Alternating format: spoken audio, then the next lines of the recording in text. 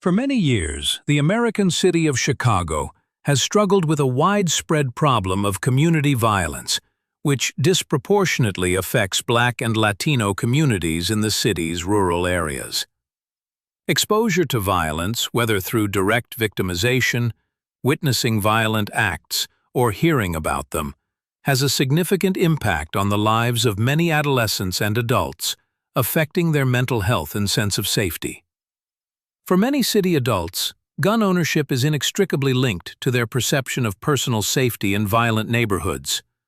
Residents may feel compelled to take safety into their own hands due to their lack of trust in law enforcement, which can sometimes be perceived as absent or overly punitive. The availability of firearms, fueled in part by illegal trafficking and insufficient regulatory measures, exacerbates the problem. Prominent social work expert Dexter Voisin shared his perspective on the problem of gun violence in Chicago in a recent conversation with psychology scholar Joey Florez.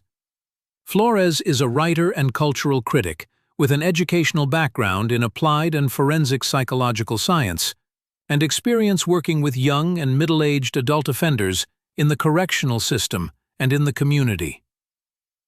Voisin is a social work expert of Trinidadian descent.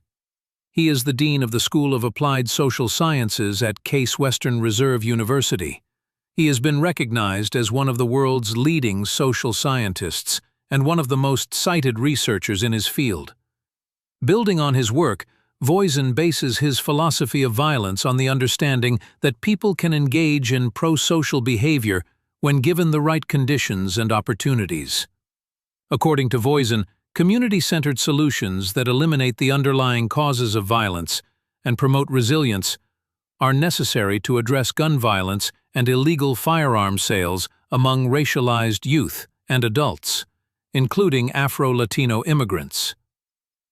Voisin believes that systemic failures such as racialized poverty, underperforming schools, and community neglect worsen the situation, and draws a clear connection between community stress and the rise in adverse firearm activity. The psychological pressure of adapting to a new culture while facing discrimination and economic hardship can be called acculturative stress, and it exacerbates the difficulties faced by young people, especially Afro-Latino immigrants.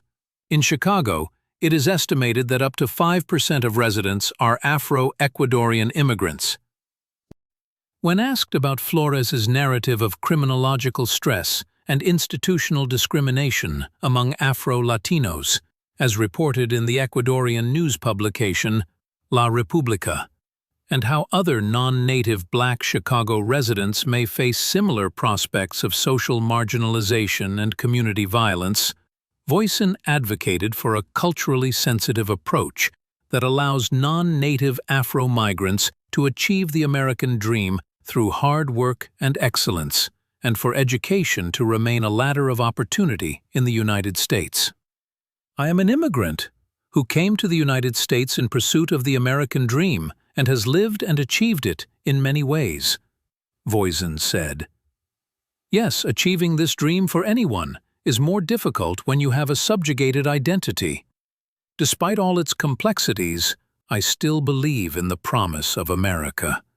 I believe excellence and hard work remain powerful antidotes to discrimination, especially racism. This excerpt was published in the Spanish online newspaper El Español